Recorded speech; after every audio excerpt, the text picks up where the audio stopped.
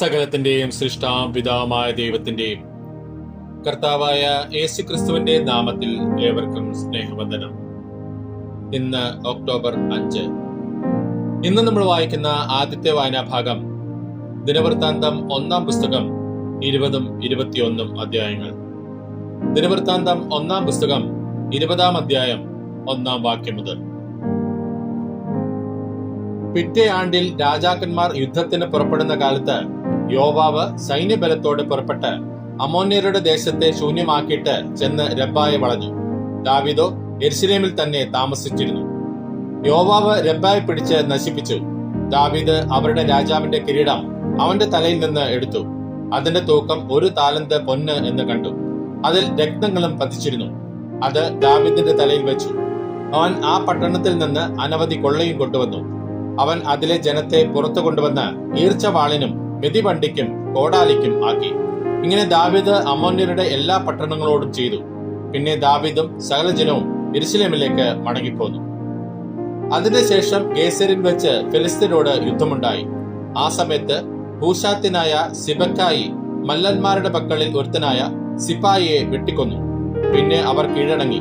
പിന്നെയും ഫെലിസ്ത്യരോട് യുദ്ധമുണ്ടായപ്പോൾ യായീരിന്റെ മകനായ എൽഹാനാൻ ഗിത്തിനായ ഗോലിയാത്തിന്റെ സഹോദരനായ ലഹ്മിയെ വെട്ടിക്കൊന്നു. അവന്റെ കുന്തത്തണ്ട് നെയ്ത്തുകാരന്റെ പടപ്പ് തടി പോലെ ആയിരുന്നു. വീണ്ടും ഗത്തിൽ വെച്ച് യുദ്ധമുണ്ടായി. അവിടെ ദീർഘകായനായ ഒരു മനുഷ്യനുണ്ടായിരുന്നു. അവനോ ഒരു കൈക്ക് 6 വിരലും ഓരോ കാലിന് 6 വിരലും ആകെ 24 വിരലുണ്ടായിരുന്നു. അവനും രാഫയ്ക്ക് ജനിച്ചവനായിരുന്നു. അവൻ ഇസ്രായേലിനെ ധിക്കരിച്ചപ്പോൾ ദാവീദിന്റെ സഹോദരനായ ശിമേയുടെ മകനായ യോനാഥാൻ അവനെ വെട്ടിക്കൊന്നു. ഇവർ ഗത്തിൽ രാഫയ്ക്ക് ജനിച്ചവർ ആയിരുന്നു. അവർ ദാവീദിന്റെയും അവന്റെ ദാസന്മാരുടെയും കൈയാൽ പട്ടുപോയി. ദിനവൃത്താന്തം 1-ാം പുസ്തകം 21-ാം അധ്യായം 1-ാം വാക്യം മുതൽ. അനന്തരം സാത്താൻ ഇസ്രായേലിന് വിരോധമായി എഴുന്നേറ്റ് ഇസ്രായേലിനെ എണ്ണുവാൻ ദാവീദിന് തോന്നിച്ചു. ദാവീദ് യോവാബിനോടും ജനത്തിന്റെ പ്രഭുക്കന്മാരോടും, നിങ്ങൾ ചെന്ന് ബേർശേബ മുതൽ ദാൻ വരെ ഇസ്രായേലിനെ എണ്ണി അവരുടെ സംഖ്യ ഞാൻ അറിയേണ്ടതിന് കൊണ്ടുവരുവിൻ എന്ന് പറഞ്ഞു. അതിന് യോവാബ്, യഹോവ തന്റെ ജനത്തെ ഉള്ളതിൽ 100 ഇരട്ടി വർദ്ധിപ്പിക്കട്ടെ. എങ്കിലും എന്റെ യജമാനായ രാജാവേ, അവരൊക്കെയും യജമാനന്റെ ദാസന്മാരല്ലയോ? യജമാനൻ ഈ കാര്യം അന്വേഷിക്കുന്നത് എന്ത്? ഇസ്രായേലിന് കുറ്റത്തിന്റെ കാരണമായി തീരുന്നത് എന്തിന് എന്ന് പറഞ്ഞു. എന്നാൽ യോവാബ് രാജാവിന്റെ കൽപ്പന അനുസരിക്കേണ്ടി വന്നു. അതുകൊണ്ട് യോവാബ് പുറപ്പെട്ട് എല്ലാ ഇസ്രായേലിലും കൂടി സഞ്ചരിച്ച് യെരൂശലേമിലേക്ക് മടങ്ങി വന്നു. യോവാബ് ജനത്തെ എണ്ണിയ സംഖ്യ ദാവീദിന് കൊടുത്തു. ഇസ്രായേലിൽ ആയുധപാണികളെല്ലാം കൂടെ 11 ലക്ഷം പേർ. യഹൂദായിൽ ആയുധപാണികൾ 4,70,000 പേർ. എന്നാൽ രാജാവിന്റെ കൽപ്പന യോവാബിന് വെറുപ്പായിരുന്നതുകൊണ്ട് അവൻ ലേവിയെയും ബെന്യാമിനെയും അവരുടെ കൂട്ടത്തിൽ എണ്ണിയില്ല. ദൈവത്തിന് ഈ കാര്യം അനിഷ്ടമായിരുന്നതുകൊണ്ട് അവൻ ഇസ്രായേലിനെ ബാധിച്ചു. അപ്പോൾ ദാവീദ് ദൈവത്തോട്, ഈ കാര്യം ചെയ്തതിനാൽ ഞാൻ മഹാപാപം ചെയ്തിരിക്കുന്നു. എന്നാൽ അടിയന്റെ അകൃത്യം ക്ഷമിക്കണമേ, ഞാൻ വലിയ ഭോഷത്വം ചെയ്തു പോയി എന്ന് പറഞ്ഞു. യഹോവ ദാവീദിന്റെ ദർശകനായ ഗാദിനോട് അരുളി ചെയ്തത് എന്തെന്നാൽ, നീ ചെന്ന് ദാവീദിനോട്, ഞാൻ 3 കാര്യം നിന്റെ മുമ്പിൽ വെക്കുന്നു. അവയിൽ 1 തിരഞ്ഞെടുത്തുകൊള്ളുക. അത് ഞാൻ നിന്നോട് ചെയ്യും എന്ന് യഹോവ അരുളി ചെയ്യുന്നു എന്ന് പറയുക. അങ്ങനെ ഗാദ് ദാവീദിന്റെ അടുക്കൽ ചെന്ന് അവനോട്, യഹോവ ഇപ്രകാരം അരുളി ചെയ്യുന്നു, 3 സംവത്സരത്തെ ക്ഷാമമോ, നിന്റെ ശത്രുക്കളുടെ വാൾ നിന്നെ തുടർന്നെത്തി നീ 3 മാസം നിന്റെ ശത്രുക്കളാൽ നശിക്കുകയോ, ദേശത്ത് 3 ദിവസം യഹോവയുടെ വാളായ മഹാമാരി ഉണ്ടായി ഇസ്രായേൽ ദേശത്തൊക്കെ യഹോവയുടെ ദൂതൻ സംഹാരം ചെയ്യുകയോ, ഇവയിലൊന്ന് തിരഞ്ഞെടുത്തുകൊള്ളുക. എന്നെ അയച്ചവനോട് ഞാൻ എന്തൊരു മറുപടി പറയേണ്ടു എന്ന് ആലോചിച്ചു നോക്കുക എന്ന് പറഞ്ഞു. ദാവീദ് ഗാദിനോട്, ഞാൻ വലിയ വിഷമത്തിലായിരിക്കുന്നു. ഞാൻ ഇപ്പോൾ യഹോവയുടെ കയ്യിൽ തന്നെ വീഴട്ടെ. അവന്റെ കരുണ ഏറ്റവും വലിയതല്ലോ. മനുഷ്യന്റെ കയ്യിൽ ഞാൻ വീഴരുതേ എന്ന് പറഞ്ഞു. അങ്ങനെ യഹോവ ഇസ്രായേലിൽ മഹാമാരി അയച്ചു. ഇസ്രായേലിൽ 70,000 പേർ വീണുപോയി. ദൈവം യെരൂശലേമിനെ നശിപ്പിക്കേണ്ടതിന് ഒരു ദൂതനെ അവിടെ അയച്ചു. അവൻ നശിപ്പിപ്പാൻ ഭാവിച്ചപ്പോൾ യഹോവ കണ്ട് ആ അനർത്ഥത്തെക്കുറിച്ച് അനുതപിച്ച് നാശക ദൂതനോട്, മതി, നിന്റെ കൈ പിൻവലിക്ക എന്ന് കൽപ്പിച്ചു. യഹോവയുടെ ദൂതൻ യെബൂസിനായ ഒർദാന്റെ കളത്തിനരികെ നിൽക്കുകയായിരുന്നു. ദാവീദ് തലപൊക്കി യഹോവയുടെ ദൂതൻ വാളൂരി യെരൂശലേമിന് നേരെ നീട്ടിപ്പിടിച്ചുകൊണ്ട് ഭൂമിക്കും ആകാശത്തിനും മധ്യേ നിൽക്കുന്നത് കണ്ട് ദാവീദും മൂപ്പന്മാരും രട്ടുടുത്ത് സാഷ്ടാംഗം വീണു. ദാവീദ് ദൈവത്തോട്, ജനത്തെ എണ്ണുവാൻ പറഞ്ഞവൻ ഞാനല്ലയോ? ദോഷം ചെയ്ത പാപി ഞാനാകുന്നു. ഈ ആടുകൾ എന്ത് ചെയ്തിരിക്കുന്നു? യഹോവേ, എന്റെ ദൈവമേ, നിന്റെ കൈ ബാധയ്ക്കായിട്ട് നിന്റെ ജനത്തിന്മേലല്ല, എന്റെ മേലും എന്റെ പിതൃഭവനത്തിന്മേലും ഇരിക്കട്ടെ എന്ന് പറഞ്ഞു. അപ്പോൾ യഹോവയുടെ ദൂതൻ ഗാദിനോട്, ദാവീദ് ചെന്ന് യെബൂസിനായ ഒർന്നാന്റെ കളത്തിൽ യഹോവയ്ക്ക് ഒരു യാഗപീഠം പണിയണമെന്ന് ദാവീദിനോട് പറവാൻ കൽപ്പിച്ചു. യഹോവയുടെ നാമത്തിൽ ഗാദ് പറഞ്ഞ വചനപ്രകാരം ദാവീദ് ചെന്നു. ഒർന്നാൻ തിരിഞ്ഞ് ദൂതനെ കണ്ട് തന്റെ 4 പുത്രന്മാരെയും ഒളിപ്പിച്ചു. ഒർന്നാൻ ഗോതമ്പ് മെതിച്ചുകൊണ്ടിരിക്കുകയായിരുന്നു. ദാവീദ് ഒർന്നാന്റെ അടുക്കൽ വന്നപ്പോൾ ഒർന്നാൻ നോക്കി ദാവീദിനെ കണ്ട് കളത്തിൽ നിന്ന് പുറത്തു ചെന്ന് ദാവീദിന്റെ മുമ്പിൽ സാഷ്ടാംഗം വീണ് നമസ്കരിച്ചു. ദാവീദ് ഒർന്നാനോട്, ഈ കളത്തിന്റെ സ്ഥലത്ത് ഞാൻ യഹോവയ്ക്ക് ഒരു യാഗപീഠം പണിയേണ്ടതിന് അത് എനിക്ക് തരേണം. ബാധ ജനത്തെ വിട്ടുമാറേണ്ടതിന് നീ അത് മുഴുവിലയ്ക്ക് എനിക്ക് തരേണം എന്ന് പറഞ്ഞു. അതിന് ഒർന്നാൻ ദാവീദിനോട്, അത് എടുത്തുകൊള്ളുക, യജമാനനായ രാജാവിന്റെ പ്രസാദം പോലെ ചെയ്തുകൊണ്ടാലും. ഇതാ, ഞാൻ ഹോമയാഗത്തിന് കാളകളെയും വിറകിന് മിതിവണ്ടികളെയും ഭോജനയാഗത്തിന് ഗോതമ്പിനെയും തരുന്നു. എല്ലാം ഞാൻ തരുന്നു എന്ന് പറഞ്ഞു. ദാവീദ് രാജാവ് ഒർന്നാനോട്, അങ്ങനെയല്ല, ഞാൻ മുഴുവിലയ്ക്ക് അത് വാങ്ങുകയുള്ളൂ. നിനക്കുള്ളത് ഞാൻ യഹോവയ്ക്കായിട്ട് എടുക്കുകയില്ല. ചെലവ് കൂടാതെ ഹോമയാഗം കഴിക്കുകയുമില്ല എന്ന് പറഞ്ഞു. അങ്ങനെ ദാവീദ് ആ സ്ഥലത്തിന് 600 ശേക്കെൽ പൊന്ന് ഒർന്നാന് കൊടുത്തു.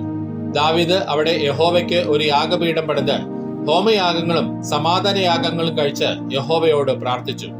അവൻ ആകാശത്തിൽ നിന്ന് ഹോമയാഗപീഠത്തിന്മേൽ തീ ഇറക്കി അവന് ഉത്തരമരളി. യഹോവ ദൂതനോട് കൽപ്പിച്ചു. അവൻ തന്റെ വാൾ വീണ്ടും ഉറയിലിട്ടു.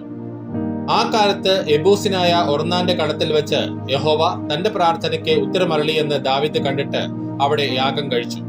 മോശെ മരുഭൂമിയിൽ വെച്ച് ഉണ്ടാക്കിയിരുന്ന യഹോവയുടെ തിരുനിവാസവും ഹോമപീഠവും അന്ന് ഗിബെയോനിൽ പൂജാഗിരിയിൽ ആയിരുന്നു. യഹോവയുടെ ദൂതന്റെ വാളിനെ പേടിച്ചതുകൊണ്ട് ദൈവത്തോട് അരുളപ്പാട് ചോദിക്കേണ്ടതിന് അവിടെ ചെല്ലുവാൻ ദാവീദിന് കഴിഞ്ഞില്ല.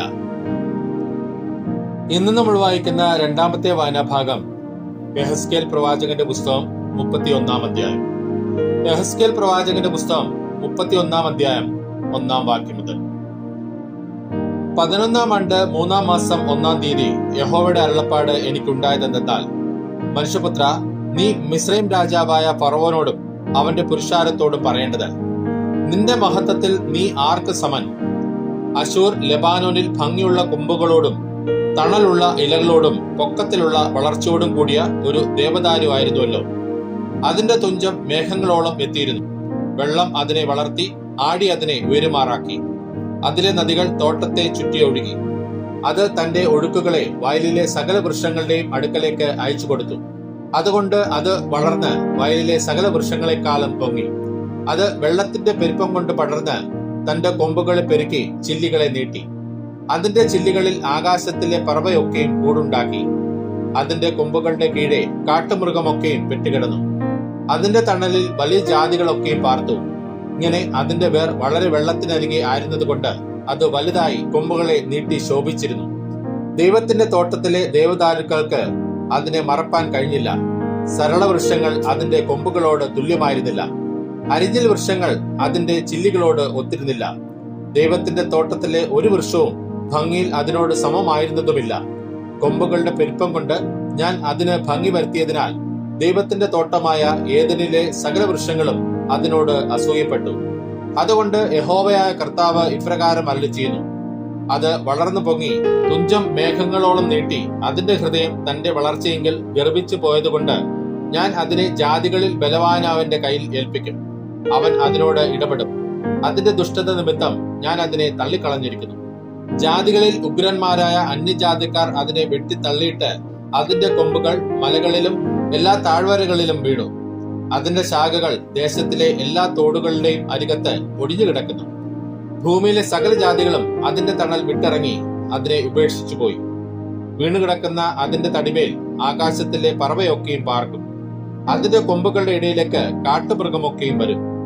വെള്ളത്തിനരികെയുള്ള സകല വൃക്ഷങ്ങളും ഉയരം ഹേതുവായി ഗർവിക്കുകയോ തുഞ്ചം മേഘങ്ങളോളം നീട്ടുകയോ വെള്ളം കുടിക്കുന്നവരായ അവരുടെ സകല ബലശാലികളും തങ്ങളുടെ ഉയർച്ചയെങ്കിൽ നിഗളിച്ചു നിൽക്കുകയോ ചെയ്യാതിരിക്കേണ്ടതിന് തന്നെ. ഇവരൊക്കെ മനുഷ്യപുത്രന്മാരുടെ ഇടയിൽ കുഴിയിൽ ഇറങ്ങുന്നവരോടുകൂടെ ഭൂമിയുടെ അധോഭാഗത്ത് മരണത്തിന് ഏൽപ്പിക്കപ്പെട്ടിരിക്കുന്നു. യഹോവയായ കർത്താവ് ഇപ്രകാരം അരുളിച്ചെയ്യുന്നു, അത് പാതാളത്തിൽ ഇറങ്ങിപ്പോയ നാളിൽ ഞാൻ ഒരു വിലാപം കഴിപ്പിച്ചു. അതിനുവേണ്ടി ആഴത്തെ മൂടി പെരുവെള്ളം കെട്ടി നിൽപ്പാൻ തക്കവണ്ണം അതിന്റെ നദികളെ തടുത്തു. അത് നിമിത്തം ഞാൻ ലെബാനോനെ കറുപ്പുടുപ്പിച്ചു. കാട്ടിലെ സകല വൃക്ഷങ്ങളും അത് നിമിത്തം ക്ഷീണിച്ചുപോയി. ഞാൻ അതിനെ കുഴിയിൽ ഇറങ്ങുന്നവരോടുകൂടെ പാതാളത്തിൽ തള്ളിയിട്ടപ്പോൾ അതിന്റെ വീഴ്ചയുടെ മുഴക്കത്തിങ്കൽ ഞാൻ ജാതികളെ നടുങ്ങുമാറാക്കി.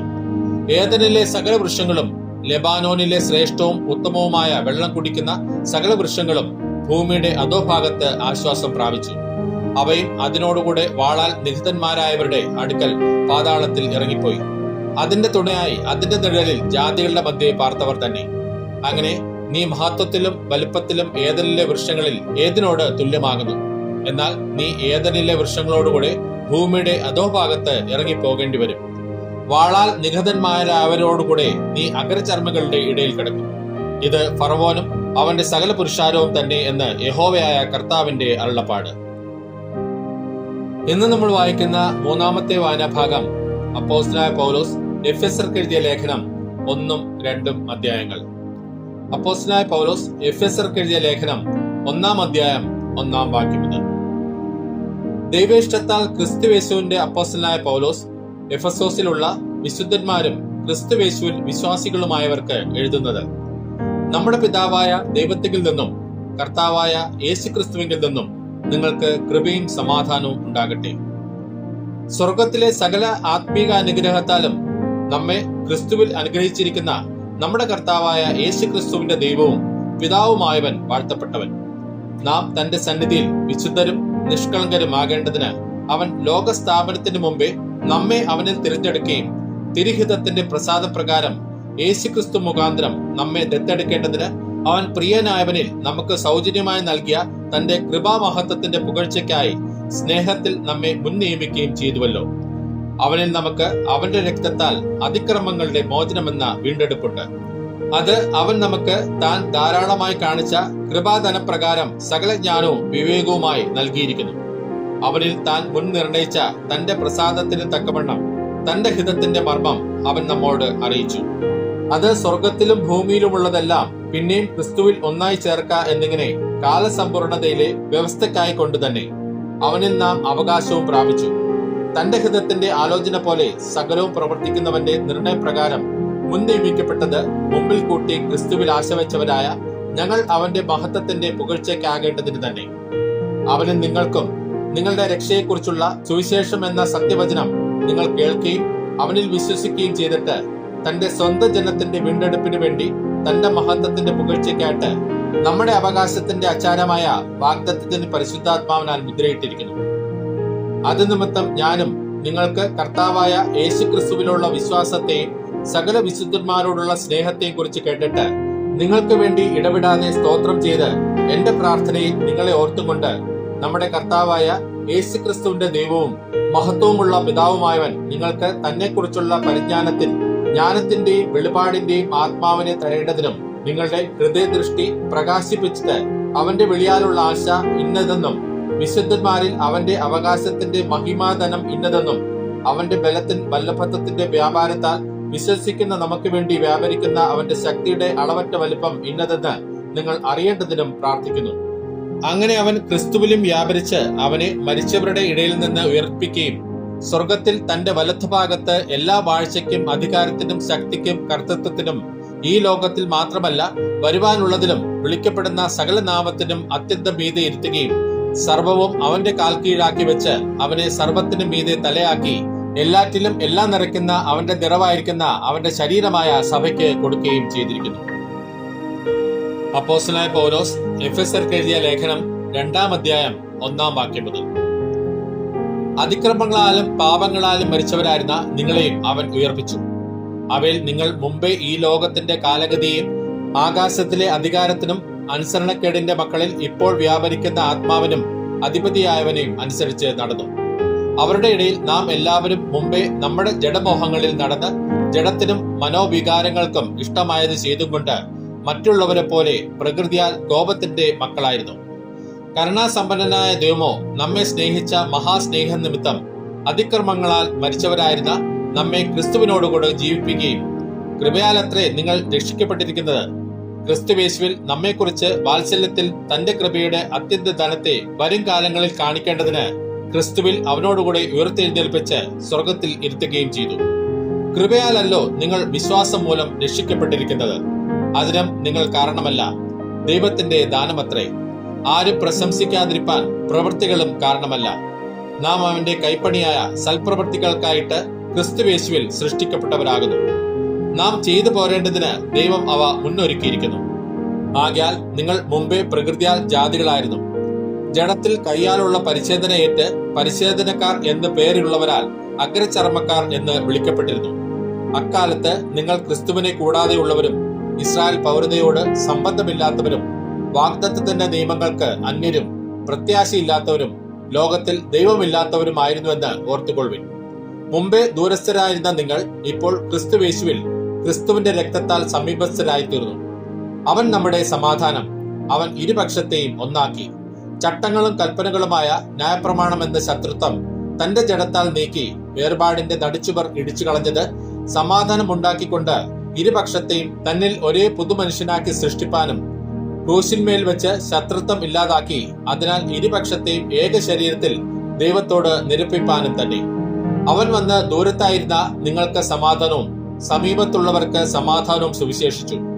അവൻ മുഖാന്തരം നമുക്ക് ഇരുപക്ഷക്കാർക്കും ഏകാത്മാവിനാൽ പിതാവിങ്കിലേക്ക് പ്രവേശനമുണ്ട്. ആകയാൽ നിങ്ങൾ ഇനി അന്യന്മാരും പരദേശികളുമല്ല, വിശുദ്ധന്മാരുടെ സഹപൗരന്മാരും ദൈവത്തിന്റെ ഭവനക്കാരുമത്രേ. ക്രിസ്തുയേശു തന്നെ മൂലക്കല്ലായിരിക്കെ നിങ്ങളെ അപ്പോസ്തലന്മാരും പ്രവാചകന്മാരും എന്ന അടിസ്ഥാനത്തിന്മേൽ പണിതിരിക്കുന്നു. അവനിൽ കെട്ടിടം മുഴുവനും യുക്തമായി ചേർന്ന് കർത്താവിൽ വിശുദ്ധ മന്ദിരമായി വളരുന്നു. അവനിൽ നിങ്ങളെയും ദൈവത്തിന്റെ നിവാസമാകേണ്ടതിന് ആത്മാവിനാൽ ഒന്നിച്ച് പണിതു വരുന്നു.